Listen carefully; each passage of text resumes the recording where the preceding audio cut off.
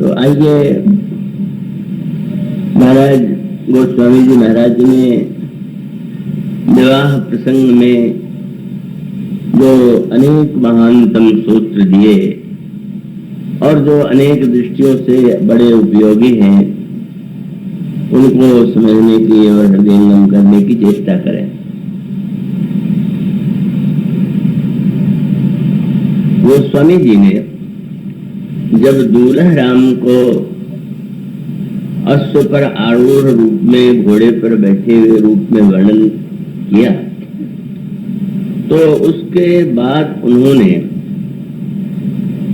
ऐसे नाम दिए कि जिनके पास अनेक नेत्र हैं। पितामह ब्रह्मा ने देखा, देव सेनापति स्वामी कार्तिक ने देखा, भगवान शंकर ने देखा और स्वयं इंद्र ने भी भगवान राम का दर्शन किया। और सभी के हृदय में उस सुंदरता को देख करके किस भावना का उदय हुआ, इसका गोस्वामी जी संकेत करना चाहते हैं। मानस एक बड़ा विलक्षण ग्रंथ है, अत्यंत सरल और अत्यंत गंभीर।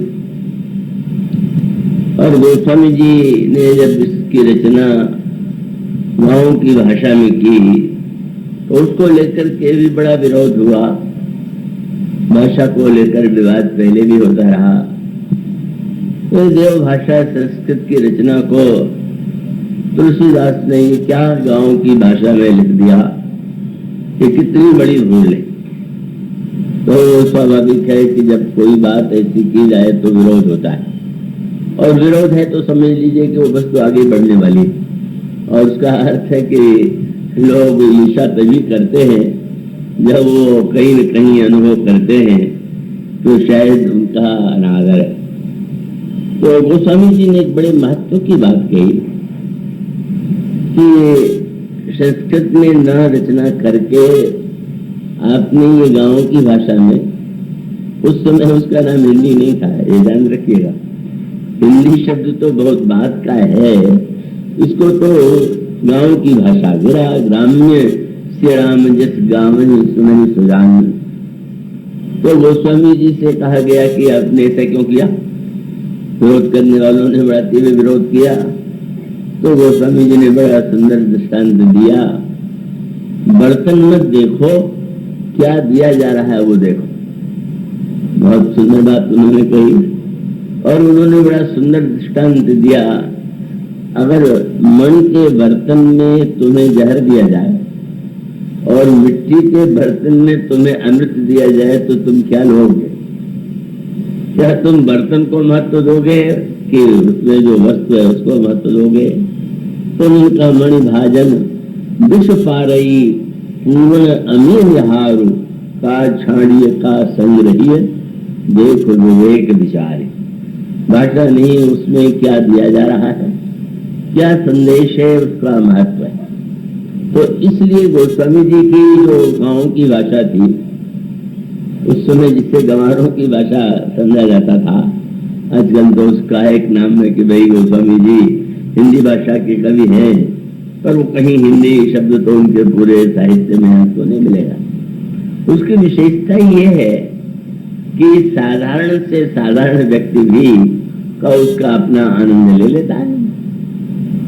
और दूसरी ओर जो व्यक्ति जितनी गहराई से बैठ सकता है, जैसे आप एक नदी या सरोवर के किनारे जाएं तो अनेक लोग होते हैं, अनेक प्रकार से जाते हैं।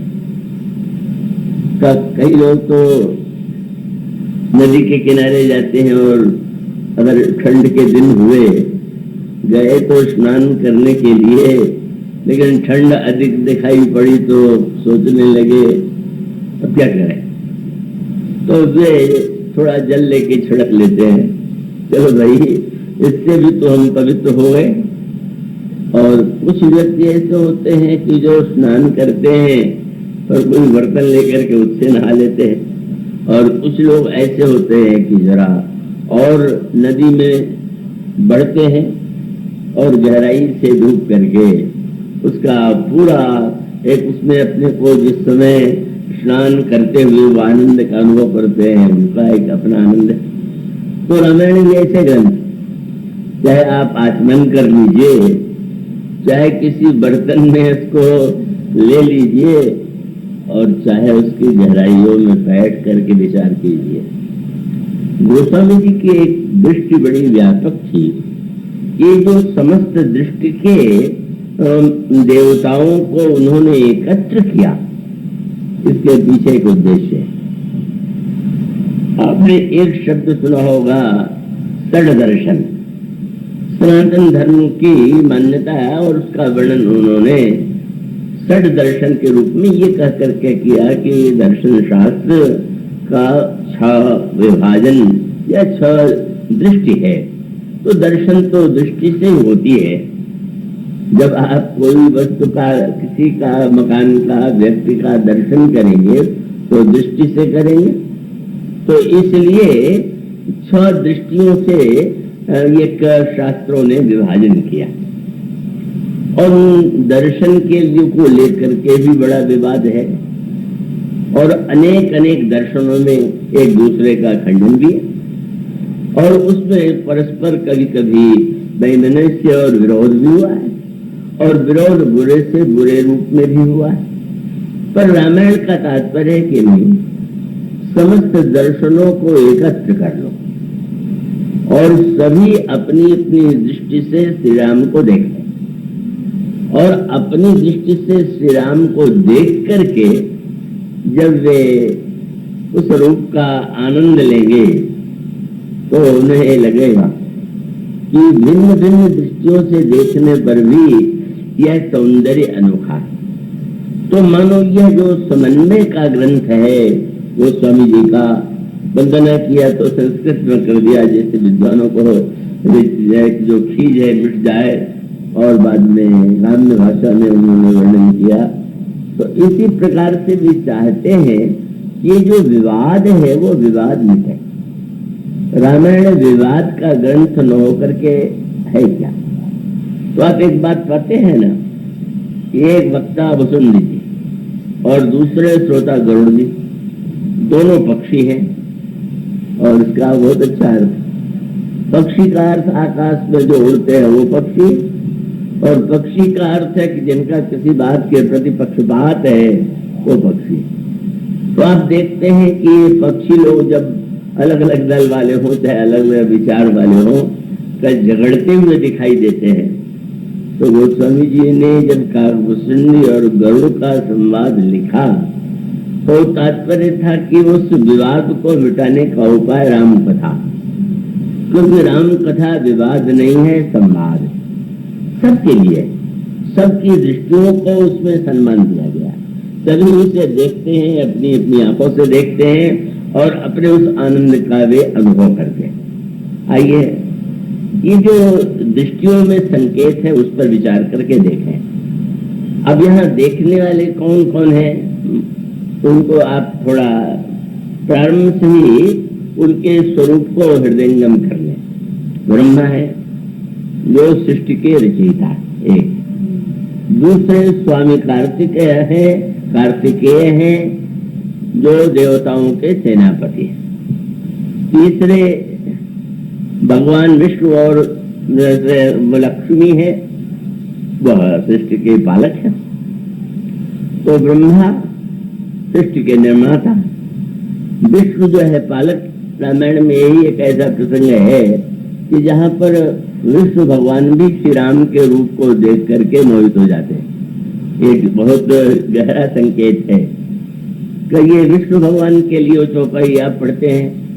जब श्री राम घोड़े पर बैठे तो हरित सहित राम जब जोहे तो रमा समेत रमापति मोहे।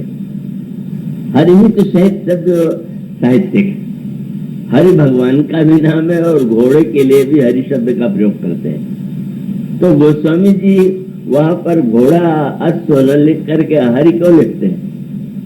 बोले हरि को बड़ी प्रसन्नता हुई कि हरि बैठे हुए हैं और हरि पर।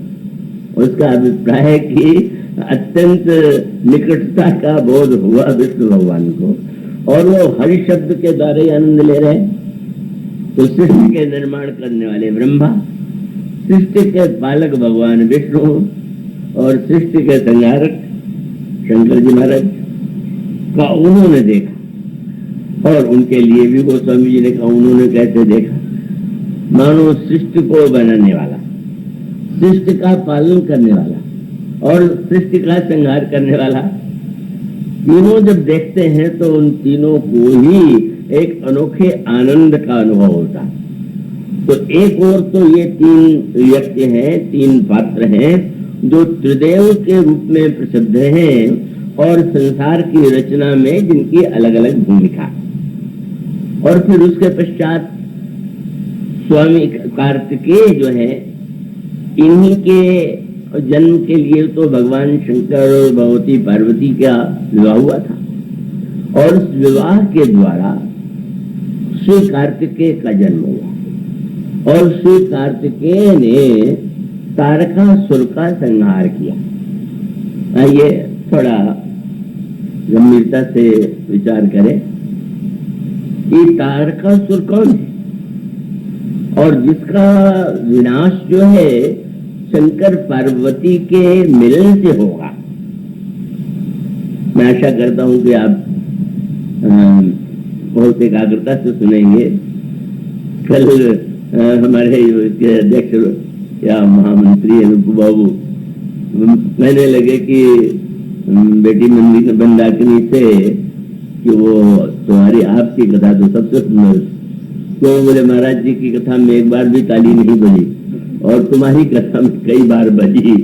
तो कथा श्रेष्ठ है, मेरी कथा ताली वाली की नहीं होती है। लीजिए, अब इसकी क्या जरूरत है कि आप लोग उस कमी को पूरा करना चाहते हैं क्या? तो कैसी बात नहीं है। उसका अभिप्राय ये है कि थोड़ा आपको हम ये चाहते हैं कि आप उसे एक गहराई से उसका एक तत्व ज्ञान जो है उसे लें। और वो ताली वाली तो ठीक है और वो बहुत अट्टहास भी अपने आप में उसका भी मजा है और आयोजकों को तो भीड़ में सबसे अधिक यही गिनते रहते हैं कि वो कितने लोग आए। तो वो उन विचारों की सबकी अलग अलग दृष्टि होती है। तो अब अलग अलग दृष्टि होती है। तो यहाँ पर ये जो स्वामी कार्तिक है, ये कौन है? कार्तिकेय कौन है?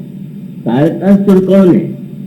और इस तारकासुर ने सारे संसार को परास्त कर दिया। ये तारकासुर वस्तुतः संशय, संदेह का नाम ही तारकासुर है। और ये संदेह जो है वो सारे देवताओं को हरा देता है, परास्त कर देता है। वस्तुतः देवता की महिमा जो है, देवता जो फलप्रद होता है वो बिना विश्वास के नहीं होता। विश्वासम फलदायकम, कौनो सिद्धि की बिनु विश्वासा, बिना विश्वास के कोई सिद्धि प्राप्त नहीं होती है। तो देवता भी परास्त हो गए तारकासुर के सामने। इसका तात्पर्य यह है कि संशय के सामने देवता परास्त हो जाते हैं। और इस संशय को मिटाने का उपाय क्या है?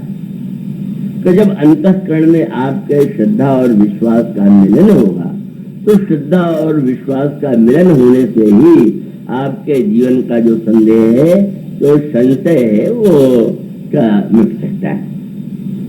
तो ये श्रद्धा विश्वास का मिलन जो है, यही पार्वती जी और भगवान शंकर का मिलन है। और ये षडानन जो है, इनके 6 मुंह, ये 6 मुंह जो है तो वस्तुतः ये जो का साधना की षट संपत्ति है, जो होने चाहिए, षट गुण जो है, षट साधन जो होना चाहिए, वो उसका संकेत कार्तिकेय का 6 मुंह। और उसका अभिप्राय ये है कि श्रद्धा और विश्वास जब तक मिलित नहीं होंगे तब तक हमारे जीवन का संशय नहीं मिटेगा।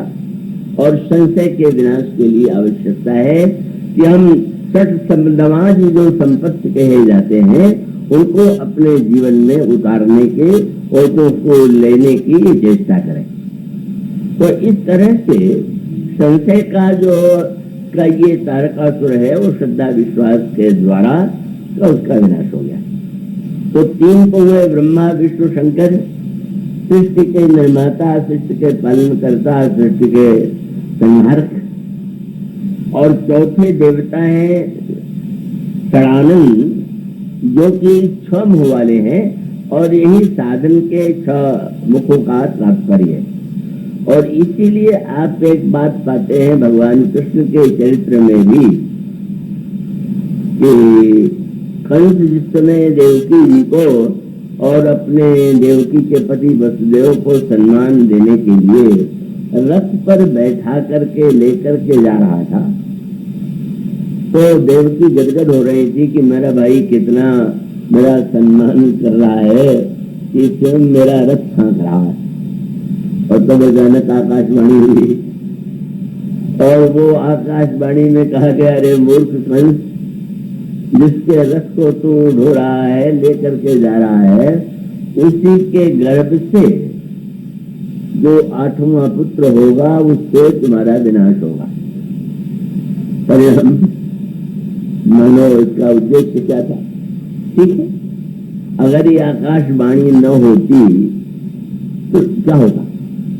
8वें गर्भ से भगवान कृष्ण जन्म लेकर के कंस को मार देते। ये आकाशवाणी करने की आवश्यकता क्यों थी? और इसका एक विशेष तात्पर्य है, मैं आशा करता हूँ आपको ध्यान से समझेंगे कि बुराई का विनाश कब होता है, बुराई कब मिटती है? जब तक आपको बुराई में अच्छाई दिखाई देगी तब तक बुराई कभी नहीं मिटेगी। और हम लोगों के जीवन में भी जो बुराई नहीं मिटती, उसका कारण कि बुराई में भी हम अच्छाई ढूंढ लेते हैं। हर अपने में दोष जो होता है, अपनी बुराई होती है, अगर स्वयं पूछ लिया जाए कि ये क्यों है, तो कोई न कोई बहुत बुद्धिमत्ता और बहुत ही ऐसा कह देंगे, नहीं ये तो आवश्यक है और ये तो उचित है। तो बुराई में अच्छाई न दिखाई दे, बुराई नष्ट होने का पहला उपाय है। बेटी मंदाकिनी मानस रोगों की बात कह रही थी, तो मन के रोगों की 2 बड़ी विचित्र समस्या है, और इसके लिए इसीलिए उसकी दवा बड़ी कठिन है। एक तो यह है कि जब आपको कोई रोग हो तो आपको रोग का कष्ट, उस कष्ट का अनुभव हो, तकलीफ हो रही है, सिर में दर्द हो रहा है या और कोई कष्ट हो रहा है, और तब आप डॉक्टर वैद्य के पास जाएंगे और ये बताएंगे कि हमारे इस रोग की आप दवा कीजिए। तो ऐसी स्थिति में का रोगी को अपने रोग का ज्ञान होना चाहिए और रोग का जो कष्ट है उसका पता होना चाहिए। और मन के रोग की विचित्रता ये है कि मन के जितने रोगी होते हैं उनको अपने में रोग ही नहीं दिखाई देता, तो रोग उनको सामने वाले में ही दिखाई देता है। तो बड़ी विचित्र बात।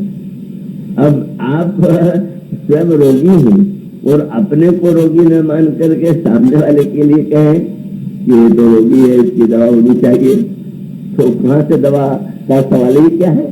दवा तो आप खिलाने की चेष्टा करेंगे, खाने की चेष्टा तो नहीं करेंगे। इसलिए रामायण में बहुत बढ़िया जंग है। ये जो रामायण है उसमें एक दर्पण है, शीशा है। तो दर्पण की विचित्रता क्या है? संसार में शीशे से बढ़कर के प्रिय कुछ नहीं, और इसलिए कि घर घर शीशा है, और गरीब से गरीब भी चाहे छोटा हो शीशा रख दे, बड़ा से बड़ा बहुत बड़ा शीशा रख ले। तो इसका तात्पर्य क्या है? शीशा की क्या विशेषता है? शीशा आपको सुंदर नहीं बनाता है। शीशा आपके मुंह पर अगर गंदगी आ गई है, आपके बाल में, आपके मुंह पर, तो शीशा उसे दिखला देता है, और वो शीशा बिना बोले दिखला देता है। और उसका अर्थ है कि जरा बाहर निकलने के पहले ठीक ठाक हो लीजिए। तो इसलिए शीशा हर व्यक्ति को पसंद है, क्योंकि लोगों की दृष्टि से अपने आप को अच्छा दिखलाना चाहता है, इसलिए शीशा बहुत आवश्यक है। पर शीशे से बढ़कर के बुरा भी कोई नहीं। स्वयं शीशा आप देखे तो आनंद होता है, पर आपसे कोई कहते कि जरा शीशे में जाके मुंह देखो, फिर देखिए तो झगड़े शुरू हो जाएगी। मैंने देखना शीशा अच्छा, दिखाना अच्छा नहीं। और ये बहुत महत्व की बात, आप अपने में दोष देखेंगे तो आपको लाभ मिलेगा, और दूसरों को दोष आप दिखलाएंगे झगड़ा होगा। क्योंकि आप दोष उसका बताएंगे, तुम इससे ज्यादा है, तुम इससे अधिक है, इसलिए बहुत बड़ा कठिन है मन के रोगों के ठीक होने की सबसे बड़ी समस्या। तो इसलिए रामायण में कहा गया पहले यह समझ लीजिए ये मन का रोग दूसरे में नहीं अपने में ढूंढे। क्यों दूसरे को अपने में क्यों ढूंढे? हम तो रोगी नहीं है। रामायण के में कहा बिल्कुल गलत। ऐसा कोई है ही नहीं कि जो दावा ये करे कि मुझमें मन का रोग नहीं है, सबके। और यहाँ तक कह दिया गया कि ये मन का हृदय न कि जो दो रोग हैं साधारण व्यक्तियों की तो बात ही क्या, मुनि हृदय का नर बापू है, जिन्हें मुनि कहा जाता है, उनके हृदय में भी ये दोष है। तो इसका अभिप्राय क्या है कि जब व्यक्ति को ये लगने लगे कि मुझे यह रोग हुआ है और इस रोग को नष्ट करना है, इस रोग को बढ़ने से रोकना है, तो आप ये प्रयास करेंगे क्या दवा लें, क्या भोजन करें, और रोग रोग ही के रूप में समझ में ना आवे, वो रोग दूसरों में ही दिखाई देने लगे, तो कभी भी रोग नष्ट होने का प्रश्न ही नहीं। तो मैं तो अनेक बार सुनाता रहता हूँ, क्योंकि मेरे निजी अनुभव का प्रसंग है। रामकृष्ण मिशन में आमंत्रित किया गया दिल्ली में मुझे रविवार के दिन एक प्रवचन देने के लिए आग्रह था, तो मैं गया और स्वाभाविक वहाँ के साधक जो थे उन्होंने कहा कि हमने सुना है कि आप यह बताते हैं कि ये जो रामायण के पात्र हैं वो त्रेता युग में बाहर थे, पर ये हर युग में मनुष्य के मन में होते हैं। तो हम समझते हैं कि साधक के लिए सबसे बड़ी समस्या अभिमान है। और मैंने पत्रिका में सुना है कि तुलसीदास जी ने लिखा है कि अभिमान ही कुंभकर्ण है। बढ़िया बात। वो स्वामी जी विनय पत्रिका में कहते मोह दस मौल तद व्रात अहंकार पाकार जित काम विश्रामारी। देखिए कितना बढ़िया नाम। कुंभकर्ण माने जिसका कान घड़े की तरह। तो क्या उसका पैर लंबा और मोटा नहीं था क्या? शरीर क्या दुबला पतला था? तो सारा विशाल था। उसमें कान का नाम क्यों दिया गया? बोले अभिमानी का कान ही सबसे कई होता, केवल तारीफ सुनने के लिए घड़ा खुला हुआ है, कान खा, आइए लाइए लाइए लाइए प्रशंसा की शराब। उस शराब की निंदा करते हैं तो निंदा का शराब पीते रहते। तो इस तरह से मानो ये कुंभकर्ण और ये कर्ण महाभारत में भी कर्ण महान गुणों से संपन्न है, पर उतने बड़ा अभिमानी।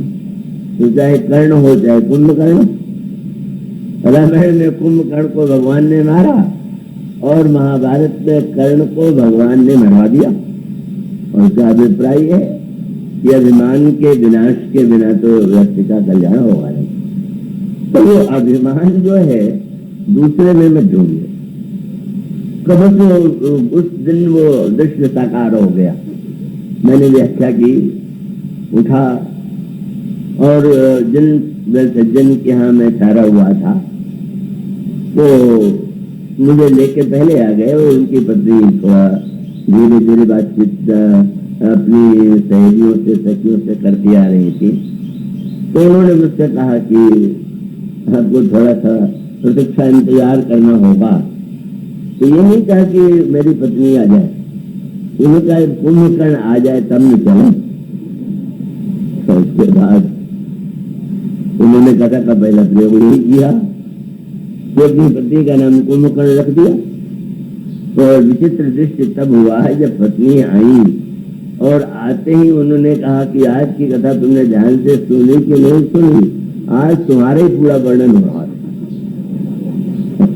पत्नी को रह रहा था, पत्नी को लगा पति कुंभकर्ण है और पति को लगा पत्नी को कुंभकर्ण है। दोनों एक दूसरे को अभिमानी मान रहे। तो मुझे कहना पड़ा कि रामायण में तो राम और कुंभकर्ण का युद्ध लिखा हुआ है, पर एक कुंभकर्ण से कुंभकर्ण का युद्ध तो अब दिखाई दे रहा है। तो इसका अर्थ है कि भाई आप जब बुराई की बुराई से लेना चाहें, बुराई क्यों नहीं मिटती? क्योंकि बुराई को हम बुराई से मिटाना चाहते हैं। हम कहेंगे अन्याय है तो अन्याय को मिटाने के लिए हम अन्याय चाहते हैं। पक्षपात के लिए हम पक्षपात चाहते हैं, और उसका अभिप्राय है हमारी जो लड़ाई है वो बुराई से नहीं है, हमारे साथ है तो अच्छाई है और वो दूसरे में है तो बुराई है।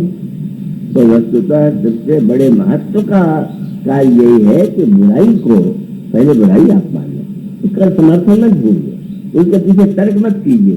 गोस्वामी जी ने कहा है सबके सबके, पर अंतर क्या?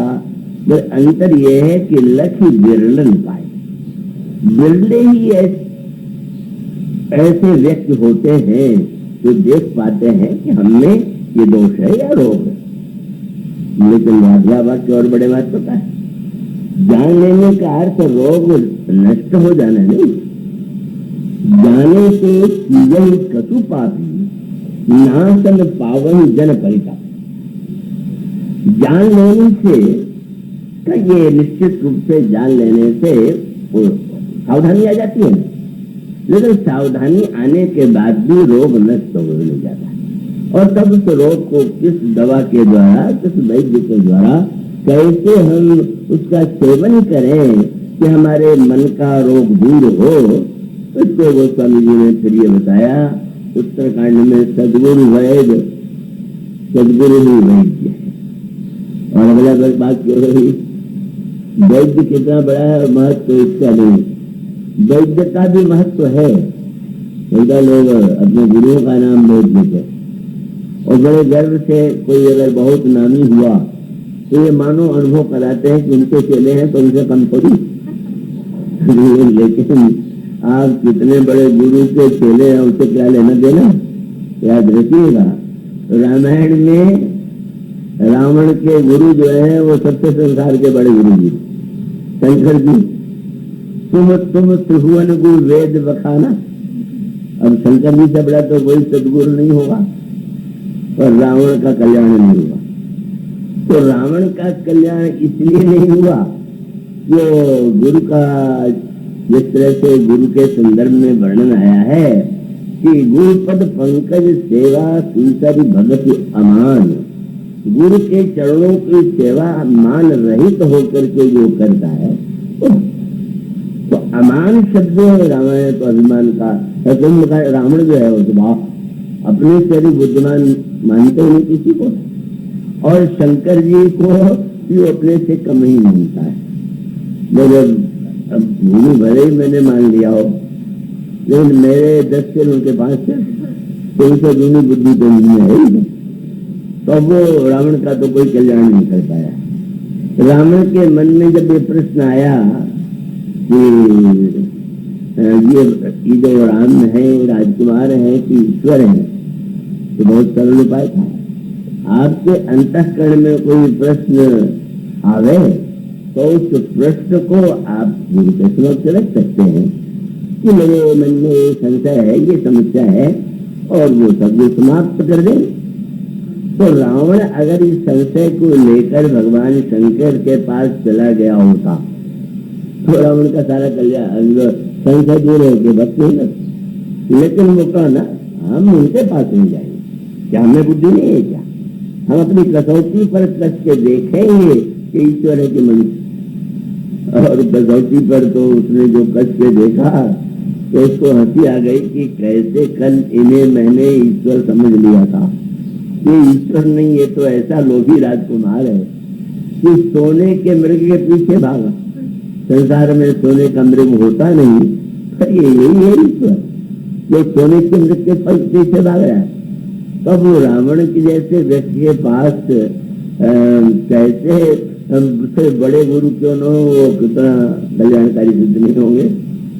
पिछली बार मैं थोड़े 2-4 दिनों के लिए किसी अन्य प्रसंग में आया था, शिला जी का शरीर शांत हुआ था, उनके निमित्त में थोड़ा सम्मिलित हुआ था, और उस समय संत आसाराम जी के भक्त वहाँ जहाँ मैं ठहरा था वहीं उनका सत्संग था, वो उन्होंने मुझे बुलाया, मैं इसमें से गया तो मैंने यही अनुरोध किया कि भाई संत तो आसाराम, और आसाराम का जिसकी राम से आशा वो तो होनी चाहिए, लेकिन वो आसाराम है पर आप उनको निराशाराम न बना दीजिएगा। आप जो सुने उसका उल्टा करें वो बेचारे क्या संत कर सकते हैं, गुरु क्या करेगा। इसका अभिप्राय कितने बड़े गुरु आपके नामी हैं, वो कुछ नहीं आपका कल्याण सकते। और उसके बाद का उस संकेत में आप देख लिया, रामायण में एक ऐसे गुरु जी है जिनका नाम रामायण में लिखे हुआ नहीं, और वो थे कागभूषण जी के गुरु। रामायण में पता नहीं चलता कि उनका नाम क्या, लेकिन कागभूषण जी ने पूछा गरुड़ जी ने कि आपको अपने पूरे जीवन में कोई दुख, कभी आपको कष्ट होता है? तो उन्होंने यही कहा कि सब कुछ मुझे प्राप्त हो गया, पर एक बात मैं कभी नहीं भूल पाता हूँ कि हमारे गुरु जी का स्वभाव कितना कोमल था और मैं कितना उनसे दुर्व्यवहार करता था, लेकिन उन्होंने मुझे शाप से भी मुक्त कराया। तो एक बानी में बिसर न खाऊ, गुरु कर कोमल शील स्वभाव। और इसका अभिप्राय हुआ कि गुरु का नाम क्या है, कितना बड़ा है, महत्व तो उसका उतना नहीं है जितना इसका है कि वह सदगुरु है। और शिष्य गुरु सदगुरु भी हो तो शिष्य को भी तो कुछ होना है। उसका अभिप्राय शिष्य गुरु अगर सदगुरु है तो शिष्य को योग्य शिष्य के जो लक्षण होने चाहिए। और योग्य शिष्य कौन है कि जिसमें सदगुरु के प्रति विश्वास। अब ये नहीं कि गुरु सब सदगुरु ही होते हैं। और काल्य में भी तो गुरु दीक्षा दिया करता था और काल्य में कथा भी सुनाता, और उसने कथा तो उनको सुनाई जो सारे संसार में जिनकी कथा सीता जी भी सुनती है। आप प्रसंग बढ़ते ही है ना कि हनुमान जी महाराज जब लक्ष्मण जी के लिए दवा लेने जा रहे थे तो पालने में बैठा हुआ था, बेश बनाए। तो बेश इसलिए बनाया कि लोग दम्भ की पूजा बहुत करते हैं, और दम्भ का अर्थ आप जानते होंगे, कपट और दम्भ। रामायण में लिखा गया कि जीवन में ये तीन बातें नहीं होनी चाहिए। कौन सी? बोले जिनके कपट दम्भ नहीं माया, तिनके हृदय बसहु रहुराया। यह वाल्मीकि ने कहा, प्रभु जिनके हृदय में कपट न हो, जिनके हृदय में दम्भ न हो, जिनके हृदय में माया न हो, आप उनके हृदय में रहिए। इनके अर्थ पर आपने ध्यान दिया? कपट किसे कहते हैं, दम्भ किसे कहते हैं, माया किसे कहते हैं? तो कपट का अर्थ है जो है हमने, जो बुराई जो कमी है उसको छिपाना, इसका नाम है कपट। और दम्भ माने जो नहीं है उसको दिखाना, इसी का दम्भ। और माया माने का बीच में जो वह अविद्या की वृत्ति है, माया की अविद्या की वृत्ति, जिसका उद्देश्य लोगों को ठगना है, का वह माया ही दोनों को व्यक्ति के जीवन में जन्म देती। जब हम चाहते हैं हमारी बुराई को जान ले और लोगों के सामने ऐसा दिखावा करते हैं कि हम कितने बड़े चाहिए, कितने महान संत हैं, तो गोस्वामी जी ने बहुत कठोर वाक्य लिखे। उन्होंने कहा कलयुग में संत की विशेषता क्या होती है, परिभाषा क्या है? गोस्वामी जी के निष्ठा आरंभ, जो झूठ जितना बहुत, और दम्भ रत जो, और जो जितना दम्भी हो, साकह संत। इसको लोग कहते हैं संत, कुछ लोग कहते होंगे नहीं, साकह संत कहत सब पूर्ण, सब लोग कहते हैं संत है, संत है। और इसका अभिप्राय यह है कि दम्भ को पहचानना बड़ा कठिन है, और इसका प्रत्यक्ष प्रमाण था। हनुमान जी प्रारंभ में काल नेम को अगर नहीं पहचान पाए तो हनुमान जी नहीं पहचान पाए तो हम लोग न पहचान पाए, इसमें कोई आश्चर्य नहीं। तो हनुमान जी ने देखा बड़ा अच्छा आश्रम है, महात्मा जी बैठे हुए हैं, और हनुमान जी को प्यास लगी हुई थी, जा करके उन्होंने प्रणाम किया। और प्रणाम करने के बाद जिस समय काल्य मैंने कहा, मैं जानता हूँ राम रावण का युद्ध लंका में हो रहा, और मैं भविष्यवाणी करता हूँ कि जीती है राम ने संशय राम ही, श्री राम जीतेंगे, इसमें मुझे कोई संदेह नहीं है। ऐसी बढ़िया कथा हनुमान जी ने सुना, उसने कह भी दिया कि ये होगी। लेकिन उसका अलग से उसने हनुमान जी से तुरंत कहा, क्योंकि हनुमान जी ने नहीं पूछा कि यहाँ से आपने कैसे देख लिया। तो उसने कहा कि ये दिव्य दृष्टि मेरे पास है, और अगर तुम मुझसे दीक्षा ले लो तो तुम्हें भी दृष्टि मिल जाएगी। जो त्रिभुवन गुरु शंकर के अवतार हनुमान जी को दीक्षा देने का विचार कर रहा हो, जब उसने कहा हो दीक्षा दे ज्ञान गिर पाओ, अब मैं ऐसी दीक्षा दे दूं कि तुम्हें ज्ञान मिल जाए। अब श्री हनुमान जी नहीं पहचान पाए। इसका अभिप्राय है कि ब्रह्म इतना जटिल होता है कि बहुत बुद्धिमान व्यक्ति भी उसको भ्रम में डाल देता। वो तो जब महाराज मुझे जो प्यास लगी है तो प्यास लगी है तो कमंडल उठाया सारी महीने में। महाराज जब इतने छोटे कमंडल से हमारा प्यास थोड़ी, तो भैया कमंडल से प्यास नहीं, तो जाओ तालाब में और देखो पानी पीने के बाद स्नान करके आना जल दिया ना, तो दीक्षा दे ज्ञान गिर पाओ। जैसे तुम जल्दी स्नान करके आओगे दीक्षा दूंगा तो तुम्हें ज्ञान मिल जाएगा। हनुमान जी महाराज गए, जल किया, स्नान किया। जब निकलने लगे तो जल में एक मकड़ी थी और मकड़ी ने उनका पैर पकड़ लिया निकलने के लिए। तो हनुमान जी ने देखा रे मकड़ी पैर पकड़े हैं निकलने के लिए, तो उन्होंने मार डाला। तो मकड़ी ने व्यंग से पूछा कि महाराज कोई प्रणाम करे तो आशीर्वाद देना चाहिए कि मारना चाहिए? अरे मैंने आपको पैर पकड़ा तो आशीर्वाद तो देना चाहिए। तो हनुमान जी ने कहा जो पैर पकड़ना श्रद्धा से हो उचित, पर खाने के लिए अगर पैर पकड़े तो उसको तो मारना ही पड़ेगा। तो मकड़ी ने कहा वो जो गुरु है तुम्हारा जो अभी कह रहा है बनने के लिए, वो भी ऐसा ही है, और तुम याद रखना। और तब हनुमान जी आए तो मिल गया। वो मानो भगवान की कृपा, जब भगवान कृपा करते हैं तो दम में पहचान में आवे, नहीं तो आने वाला है नहीं। और तब हनुमान जी आए और उसने कहा दीक्षा ले लो। तो हनुमान जी ने कहा पहले कोई दक्षिणा ले लीजिए। और गौतम जी ने कहा रंगूर लटे की पछाड़ा नील तनु मरते हो। तो जिस समय हनुमान जी ने पछाड़ दिया बहुत बढ़िया हुआ। बड़ी सुंदर बात कि हनुमान जी के द्वारा का उसका कल्याण हो गया। तो न्यूनतम करते अब वो असली रूप में आ गया। और यही सोच है जब संत के सामने असली रूप में आप आ जाएंगे तो कल्याण हो जाएगा, और नकली रूप बना करके दिखावा करेंगे तो आपके कल्याण का कोई मार्ग होने वाला नहीं। तो मानो कालने में भी गुरु बन सकता है, लेकिन वो सदगुरु नहीं। तो सदगुरु हो और सदगुरु के बाद फिर शिष्य कौन है? बोले अभिमानी वचन विश्वास। सदगुरु के वचनों पर विश्वास हो, जो दवा वो बतावे और जो पक्ष बतावे का उसको दवा माने दवा देते। वैद्यों में पक्ष बताने की बड़ी परंपरा।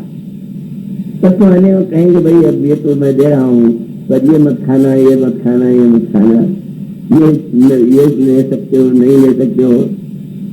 बहुत बढ़िया बात मुझे अपनी संस्मरण में नहीं हुई। बम्बई में अस्वस्थ हुआ, हॉस्पिटल में गया, डॉक्टर मुझे पहले से जानते थे, तो उन्होंने चरण छुआ और ये कहा कि आप तो भगवान के रूप हैं, आपकी सेवा करना तो हमारे लिए बड़ा कल्याणकारी। पर हमारे साथ जो सज्जन गए थे उन्होंने बहुत बढ़िया बात की, हाँ भगवान तो है पर उनको रोगी समझ के दवा दीजिएगा, भगवान समझते हैं। और क्या अभिप्राय ये है, जब आप वो दवा देने के लिए आए हैं तो ठीक है, आपकी श्रद्धा ठीक, लेकिन बहुत हंसी आई। डॉक्टर साहब भी हंसे, मुझे भी बहुत आनंद आया कि बहुत पते की बात। और फिर बड़ा अच्छा संस्मरण क्या हुआ, जब मैं अच्छा हुआ तब सवाल आया कि पक्ष पूछ लिया जाए। क्या बढ़िया उत्तर उन्होंने दिया। वो चाहते तो एक लिस्ट दे देते, आजकल रखते हैं डॉक्टर ये इतना खाना है, वो खाना है, वो खाना। पर जब ये प्रश्न है कि क्या खाएं, तो उन्होंने कहा जो अच्छा लगे वो मत खाइए और जो अच्छा न लगे वही खाइए। बहुत बड़ी बात कह दी उन्होंने। इसका अभिप्राय ये है कि रोग तो स्वाद के अतिरिक्त से ही बढ़ता है, नहीं जाए।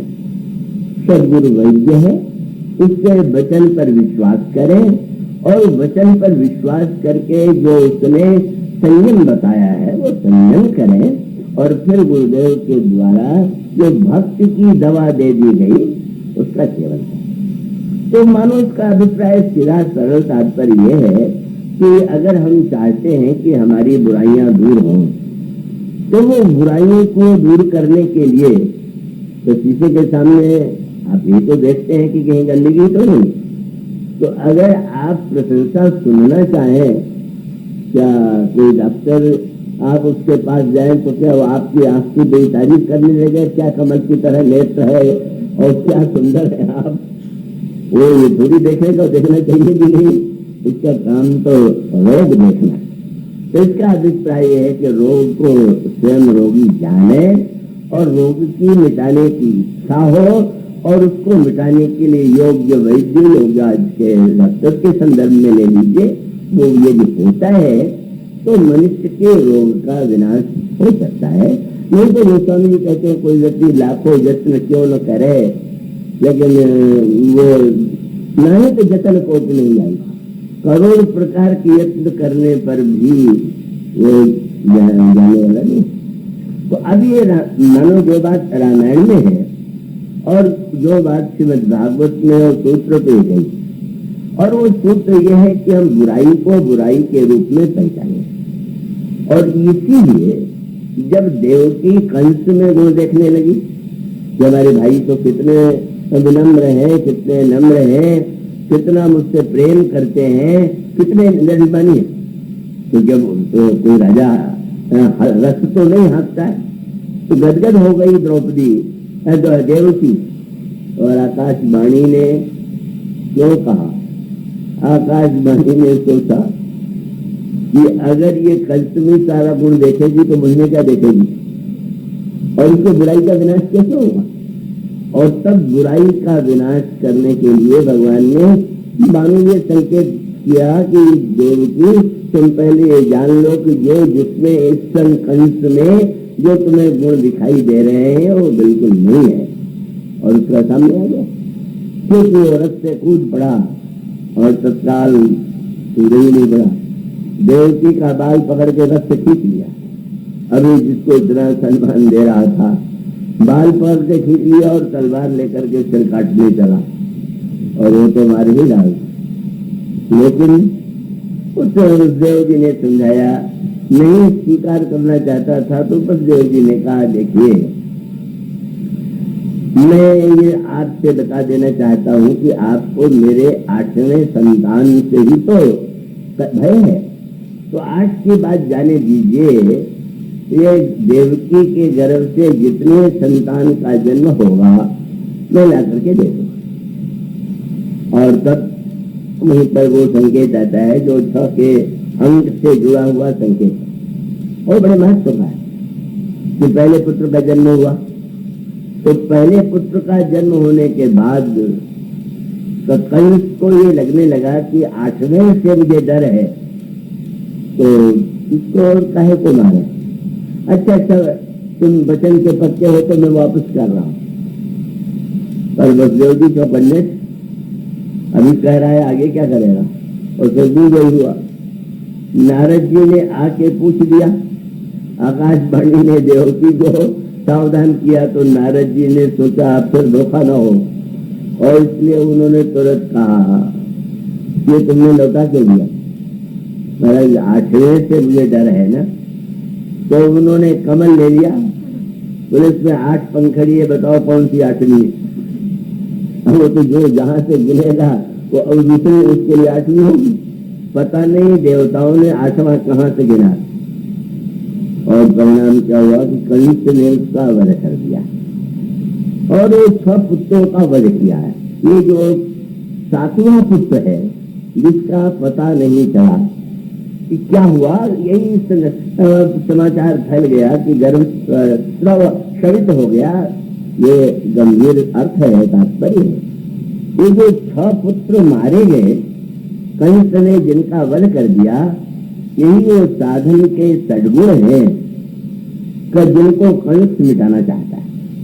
कंस क्या है? ये देहाभिमान का मूर्तमान रूप है और वो चाहता है कि ये जो सद्गुण है इस सद्गुण का विनाश करे। अभी आपने देखा ये जो सातवीं रहस्यमयी सद्गुणों के साथ ये जो सातवां गर्भ है जिसे कोई नहीं जान पाया, यही भगवान की कृपा का प्रतीक। क्योंकि आप कितना भी साधन करें पर कृपा का रहस्य वो अनोखा। और अंत में फिर आप जानते हैं कि जो 6 पुत्र मारे गए थे, बाद में जब भगवान का जन्म हुआ, भगवान के द्वारा कंस का वध हुआ, तो फिर वो 6 पुत्र देखना चाहती हैं देवकी, तो भगवान ने उनको ला करके देवकी के पास प्रस्तुत कर दिया। इसका अभिप्राय कि कोई भी हम साधन क्यों न करें, सद साधन युक्त होने पर भी जब तक भगवान की कृपा नहीं होगी तब तक अभिमान का कंस इन्हें जरूर मारेगा। और क्या अभिप्राय? क्या हर गुण के साथ एक अभिमान, मैं पूजा करता हूँ, मैं जप करता हूँ, मैं दान देता हूँ, हर गुण के साथ एक अभिमान, वो तो भगवान ही जब कृपा करते हैं तब कहीं जा करके व्यक्ति के इस शत्रु का वो विनाश कर देते हैं। तो इसलिए यहाँ पर सूत्र वही है कि श्रद्धा और विश्वास के रूप शंकर और पार्वती है और ये जो षडानन है इसीलिए सफल हुए कि वो श्रद्धा विश्वास से उनका जन्म हुआ। श्रद्धा विश्वास का अभाव नहीं है और उसके बाद यह जो षडानन है संशय रूप तारकासुर को नष्ट कर देते हैं। और इसका अभिप्राय है श्रद्धा और विश्वास का सच्चा फल जीवन में यही है कि संदेह बढ़ जाए। तो ब्रह्मा विष्णु शिव और उसके पश्चात षडानन ये, लेकिन एक बहुत बड़ी बात कही गई और बड़ी अनोखी चीज और वो बड़े गहरे अर्थ है उसमें। क्या? ब्रह्मा के पास 8 नेत्र, पछताने लगे क्या बताने, अगर 5 मुंह होते तो 10 आंखें भी तो होती। तो देखे राम सब विजय रताने 8 ही नैन जानी पछताने। और उसके पश्चात वो स्वामी जी ने कहा, स्वामी कार्तिक जी ने मुस्कुरा करके देखा पितामह की ओर, पितामह आप मेरे पितामह तो है पर आज उल्टी बात है, बीते जोड़े लोचन लाहू, आपके 8 मेरे 12 नेत्र कलिए जोड़ा। पर ये जोड़ा होना भगवान की सुंदरता की होड़ में है कि कितना हम भगवान की सुंदरता का आनंद ले लें। लेकिन इसके बाद वो स्वामी जी हमारे बताना चाहते हैं कि चाहे वो ब्रह्मा के समान निर्माता हो, भगवान विष्णु के समान पालक हो, भगवान शंकर के समान हो अथवा स्वामी कार्तिक के समान हो, ये सब के सब भगवान के दर्शन का आनंद लेते हैं और आनंद लेना चाहिए। ये प्रभु का जो आप ध्यान रखिएगा, संसार बनता बनाने वाले ब्रह्मा, पालन करने वाले विष्णु, संहार करने वाले शंकर जी। तो शंकर जी से पार्वती जी ने पूछा कि भाई आपने संहार वाला काम क्यों नहीं लिया, बढ़िया पालन का ना काम तो अच्छा है। तो शंकर जी ने हंस करके कहा, पार्वती मैंने तो इसलिए ले लिया कि मैं नहीं चाहता थी कि हमारे प्रभु को कलंक लगे। क्यों? बोले संहार मुझसे मैं थोड़ी करता हूँ, तब कौन करता है? बोले उमा राम की विभूति विलासा कोई भी सपने पागल ना, वो आंख खोलते हैं तो संसार बन जाता है, थोड़ी देर आंख खोल के देखते हैं तो संसार का पालन हो जाता है। और इतने में इतने सुंदर है कि थक जाते हैं, आंख मूंद लेते हैं तो बस प्रलय हो जाता है।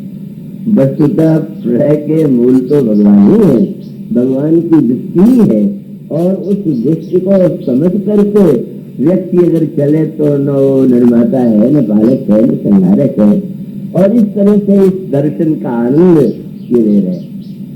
पर वो एक और अनोखी बात गोस्वामी जी कहना चाहते हैं कि सबसे अधिक आंख वाला एक और जिसका नाम इंद्र है, उसके 1000 नेत्र, और वो 1000 नेत्र पहले 1000 छेद थे।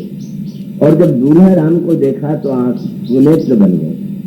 और जब हो हुई तो और आंखों के सामने सबसे श्रेष्ठ जब गोस्वामी जी ने कहा रामई चितो श्वेत सुजाना, सुजान इंद्र भगवान को देख रहा है तो पढ़ने वाले ने आश्चर्य से कहा महाराज आप तो इंद्र को सदा छोटी खरी सुनाते रहे, एक सुजान कैसे हो गया?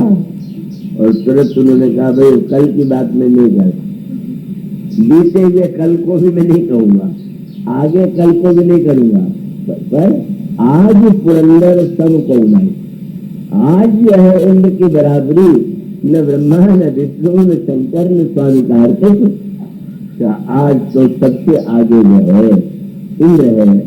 बस एक सूत्र का इंद्र भगवान शंकर काम के विरोधी है, कामारी है, काम को भस्म करने वाले, और इंद्र को 1000 छिद्र जो मिले वो काम के कारण मिले, महाकामी और काम का विनाशक, दोनों को इसमें जो एक दिव्य आनंद आ गया।